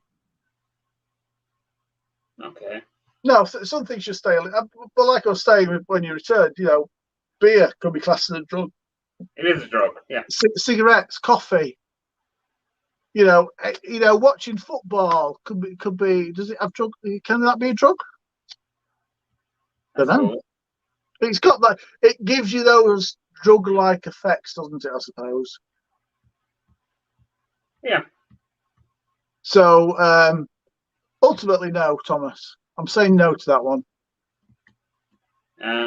Would you listen to, if there was a referendum in England or UK, would you listen to the arguments if people are putting? Yeah, of course I would. Oh yeah, of course I would. The question came up earlier, wasn't it? Would I listen? Would I listen to other people's advice whether they asked me or not? Yes, I would listen to them. My fundamental feeling is no.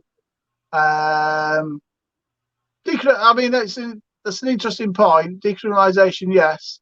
For certain drugs, agree, because chasing people because they've got a couple of reefers or something is ridiculous, and you're prosecuting for that's ridiculous. You know, just take the stash off them. The kids still call it stash. I don't know. I don't know. Sorry, I was trying to I never had any stashes, or I wouldn't know what to call them. So I was trying to sound a bit trendy there. I may have sounded like somebody's granddad, so I apologise. Yeah, decriminalisation is a good. It is a good idea, I suppose, because you know there are some low-level drugs that people do get criminal records for, and they should never. Let's just destroy the whatever it is they've got and move on with it. Legalisation, I agree now. Last time you were rejected. Last time I was rejected. Is that for anything? Yeah, anything. Oh, that's a tough question, actually. Okay. Last time I was rejected. I honestly can't think. I can't think of anything. Oh, Thomas. You could say that I thought you said that your idea for some promotion was wasn't worth fighting about in work or something. We'll do that one. Yeah, there probably was something at work when I said, "Yeah, we need to do." Think, Andrew. Think there must be something. There must be something. I can't think of it, Thomas. Okay. That's a really simple question, but I can't think of a really good answer. I can't think of an answer for it. I can't think of a time where somebody's flatly said, "No, we're not doing it that way." Oh, we're not allowing it. Or... your first car and your first mobile phone. My first car was a Vauxhall Nova in Mexican red. So that was my first car. My first mobile phone would have been the Nokia's, like 3630 or something like that. Yeah. The horrible brick ones. That probably would still work today and have a battery for a week. Yeah, but I mean, like I said, my girls are in the 20s now. When they were born, I put them both a mobile phone of the day in their boxes to be open when they were 21. So that was quite interesting. In fact, one of the Nokia ones, after 20 years inside the box, the battery was still all right. The phone powered on after 20 years, which a smartphone nowadays you'd never get that. No. You wouldn't be able to find the charging cable for it, I think, anyhow. No, that is a good point. Good point, well put there, Thomas. Good point, well put. What's on your bucket list? My bucket list. I did write a bucket list. One of them was to see the Mona Lisa, and I've seen that. One of them was to go to New York, and I've done that. I want to go to Paris. I've done that. They're not particularly brilliant things to do. I think I wrote this in my teens. The one that I would like to do sometime is I did want to own an Aston Martin, and that's yet to be achieved. I've not yet owned one. Any particular one? No, it's a bucket list. It's just the make, so any make would be fine. I don't care. I'd probably go for something more vintage.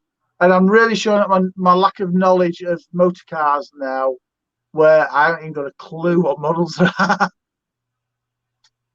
I'm rubbish at cars. I'm not a petrol head by any stretch of the imagination. My girlfriend, the future Mrs. Andy's beer reviews. She's very good at cars. I pick the colour of the cars, and she picks cars. That's good. So the car I've got, which is just a Ford Fiesta, she picked it. I just picked the colour. Yeah, well, that's all you have to do. The colour has to match your outfits, I think, is it? I don't do. I'm not a petrolhead. I don't do cars. Do you know what? I've always said with cars, really, as long as you get from A to B and back again, I don't really care. I don't care what I drive, ultimately. Okay, yeah, there's people not into. I wouldn't be overly into cars myself now. What is your greatest weakness? Greatest weakness. I don't think I like being alone. Can I have that one? Okay. I'm not good alone. I don't think. I think that's I think that's one of the things. I can be very intolerant of people as well.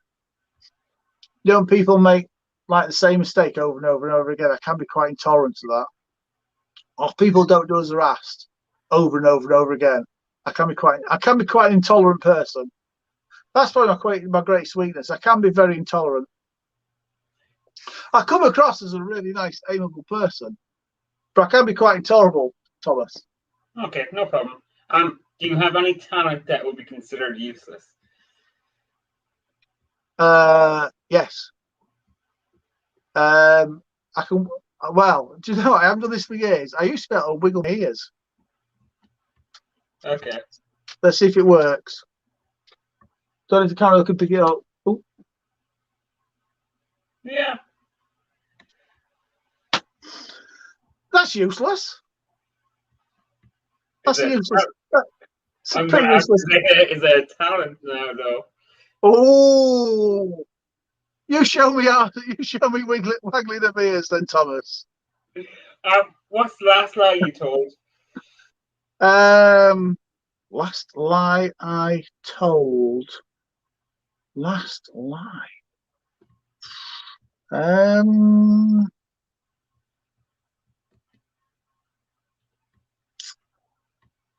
Ooh. I'm not one. You're not that good, are you? You haven't told any lie. Yeah, I'm not saying I've never lied. I'm just trying to remember the last lie I've told. It was probably telling. I did tell one of my account managers today that I'd sent a file to one of his customers, and whilst I was telling him I had sent it, I was just in the process of sending it. That was the last time I think I lied, and that was only today. So, Dave, okay. if you ever watch this, your customer did get the file, but it was probably about an hour after I told you he'd received it. Hi, Evan. How you doing? Last thing you Googled? Last thing I Googled? Yeah. Oh, how to make a fresh salsa. I made a fresh salsa tonight. Okay.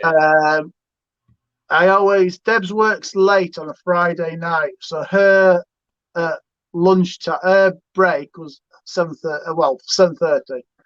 So I had to make a quick meal for 7:30 for me to be on here at 8 o'clock. And I'd made like a little Mexican tapas thing, and I wanted a fresh salsa to go with it.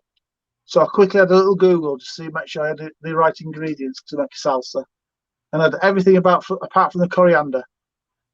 Okay. If you're standing in front of your 16-year-old self, what advice would you give him? It'll turn out all right in the end. Is that all? I think so. Yeah. Don't worry. Don't.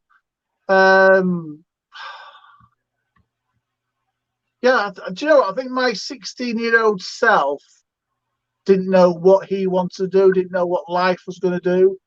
No, I'll tell you what it would be. Obviously, because I said I lost my mum at an early age. She was young, 63. Yeah. Spend as long as you can with your mother. I'd say that to anybody now. Say that to anybody. Spend as long as you can with your parents. Phone them, text them. If you're watching this now and you've not texted them for ages, text them now. Because one day they won't be here. And sometimes you do miss them. I mean, my mum's been dead a long time. 14 years, 12, 14 years, something like that. and so you do miss them. So and you do get, I don't think you get you don't get, I think you get resentful when you see kids treating their parents like crap, or talking down, or making fun of the parents, stuff like that, because they're not going to be here forever. So yeah, if I was standing in front of my 60-year-old self, I would say talk to your mum every day. Okay. Yeah. So Alan agrees with your advice. How would friends describe you in 3 words? And keep it clean. I'm just trying to think. Bridget at work called me annoying, but that's only one word, isn't it? Yeah. She likes me really, but you're flipping annoying. What she probably said. We're not close friends, to be fair, so she shouldn't know me that well. I think I can be a bit annoying sometimes. But my friends, see, it's bizarre. Me and my friends, my school friends, we're quite close, but we've not seen each other for. I can't remember the last time we all saw each other. In fact, the four of us, the last time all four of us met up was probably when we were still at school. All four of us. It's ridiculous. Doesn't But have to yeah, be school friends now. It can be other friends. well, I mean, my school friends, I still class them as my closest friends, and they would say probably there for us. That'd be their 3 words. No matter what they want, then I'll be there for them. Hopefully they'll know that. Other people at work that I work with and people around me think I'm funny, and it is funny. Makes us laugh. So I never try. I never try to be funny because I'm not a comedian. I wish I was a comedian. I'd love to be a comedian. If you've got a little question that says any job you'd like to do, I'm answering that now. I'd love to be. I would love to be a comedian. Yeah, dream job is it's down there somewhere. If money was no object, what would you do all day? Nothing. But you have unlimited amount of money. You can do I don't anything. know. Yeah, I'd probably go and live in. I'd probably. I'd buy a place in New York. I'd buy a place probably on the North Yorkshire coast in this country. I would buy somewhere in the sun, probably Florida somewhere, and I'd spend all my time jetting between all 3 places.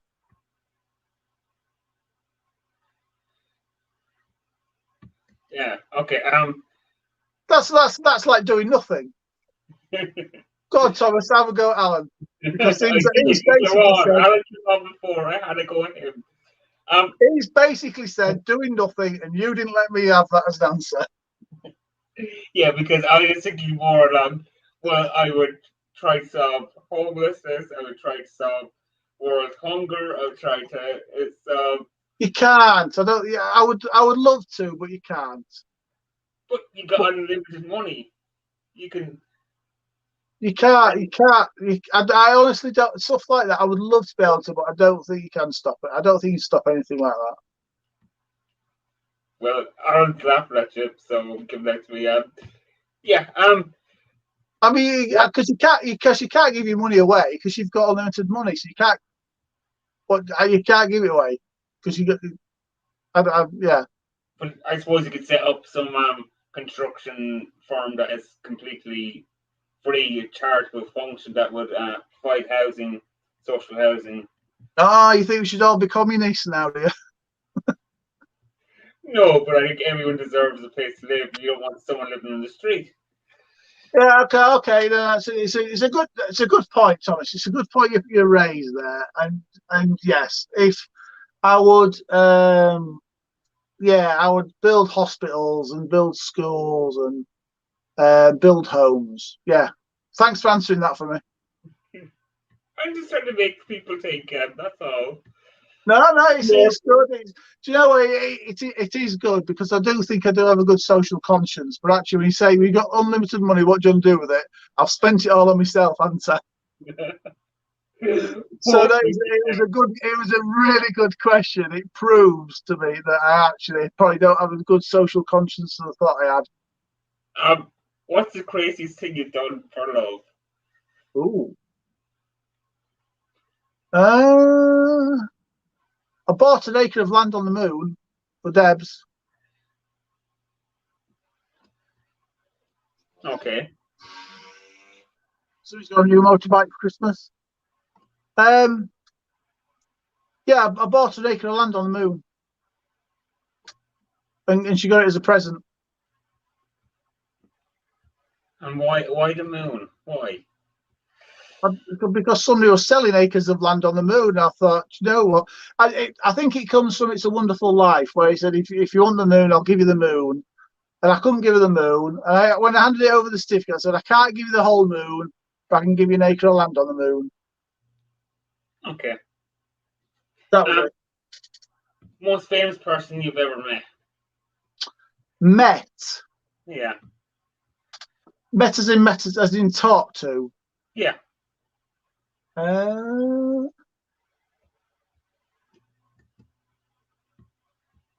don't know. I had a really long conversation once with Pat Cash. Okay. The tennis player. That was fascinating. I enjoyed that. That was a good chat. We talked about tennis and football and Iron Maiden as it happened. Okay. Next one. If you could have pick up a new skill, what skill would you pick up? You could pick up a new skill. I'm knocking stuff here. Do apologise. I'd like to play the guitar. I think I've always wanted to learn to play the guitar. Okay. So that's probably one thing I'd probably like to do. Languages. I've always wanted to be good at languages, but as an Englishman, I'm used to languages. Yeah, but if you pick the skill, you immediately can speak the language, or you can. Yeah, I always think languages would be a good one. So the ability to speak any language. Yeah. Yeah, that's what I'd pick. I like it. I like the ideas. I like the idea we could all communicate. If you, let's see, can I move it? Pizza topping. What's on the top of your pizza? If you eat pizzas. You can't beat mushrooms on pizzas. I'm a vegetarian. I'm vegetarian, so it's always going to be a vegetable into it anyway. Please say that there's a lot of pineapple. No, do you know? I used to like pineapple on pizzas. Pineapple on pizzas goes really sweet. So when I used to eat meat, tuna was always one of my favourite toppings. Okay. But now it's yeah, mushrooms on pizzas goes really well. Okay. Who's the first person on your hit list? But you're too good for this, I think. Yeah, on my hit list. Yeah. Oh, I'm not sure I hate anybody that much. Honestly, don't think there's anybody I hate that much that I'd want to see them on the hit list. You sure? No one in the world. They think the world would be a better place without.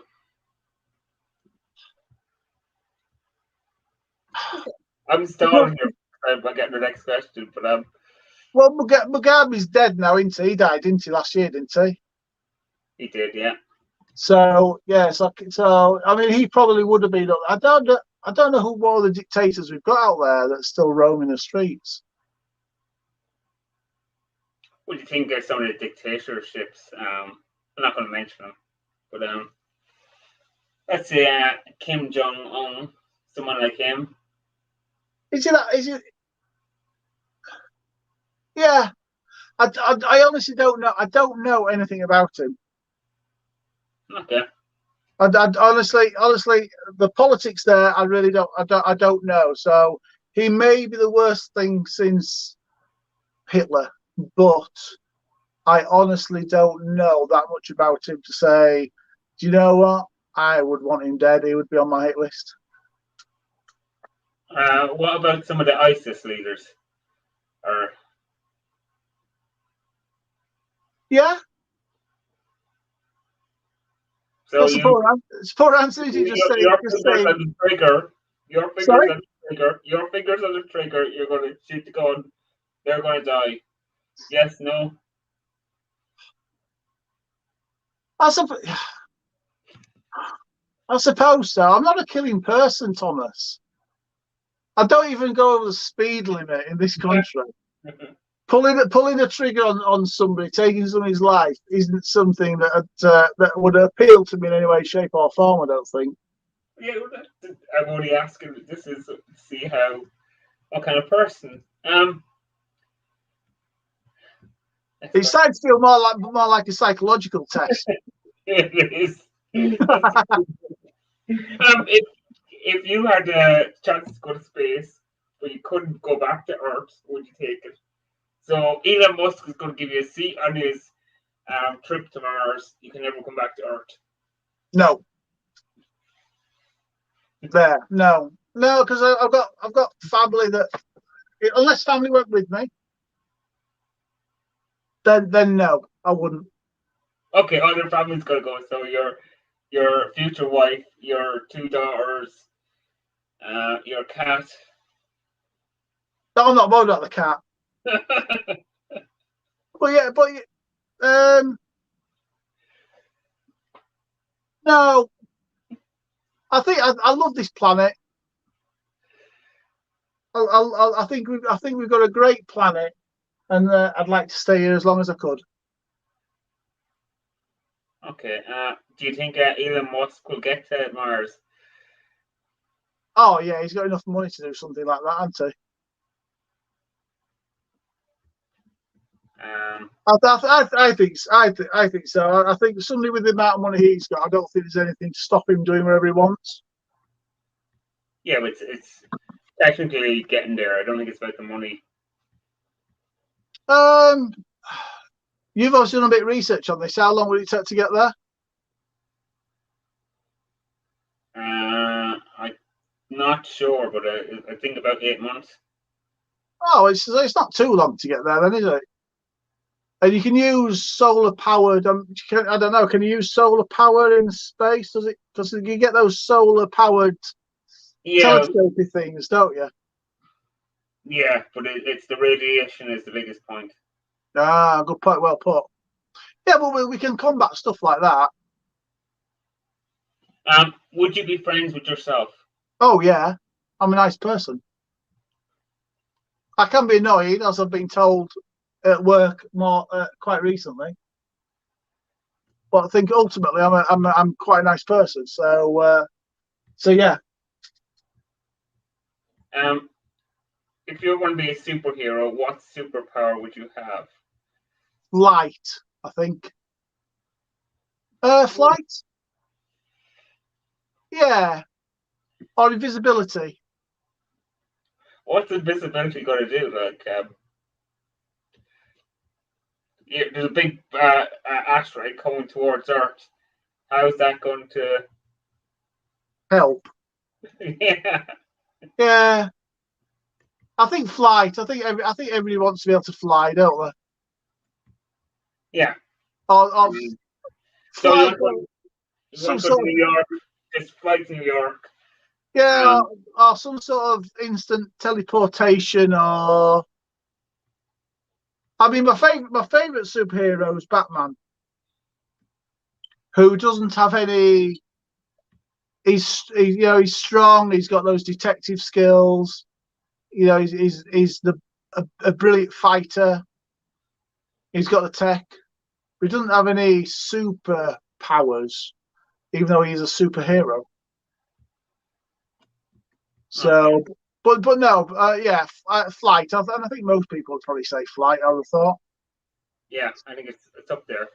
Yeah, definitely. Yeah. Um, if you could invite 4 individuals to the dinner party who are dead, who would you invite?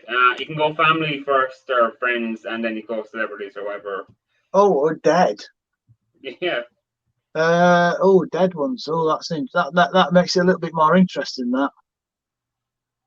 Well, my mother, obviously. Yeah. Okay. So yeah, my mother can come to the dinner party. I don't think she'd like the food I wanted to put on, but she's not particularly into fancy food. But yeah, I'd like her to be there. Stan Laurel, who's a comedy hero of mine. I think Stan Laurel's funniest man probably that's ever lived. So he would be there.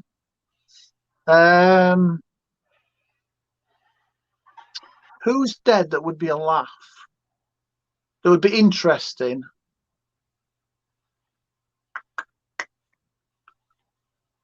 Elvis? No, I'm not never a fan of Elvis. Never a fan of Elvis. Somebody like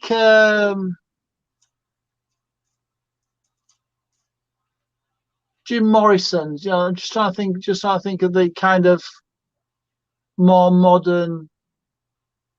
I mean, it's just gone, obviously, but I bet Meatloaf would be good. Yeah.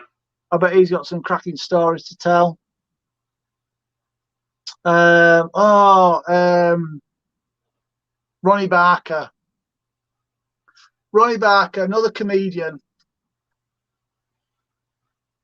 So is that have a name 4 there? And that's 3, is it? Is it 3? Yeah. No, my mum, Jim Morrison, Stan Laurel, Ronnie Barker. Okay, 4. Sorry. That's all right. I'll let you off. What is the strangest gift you have received?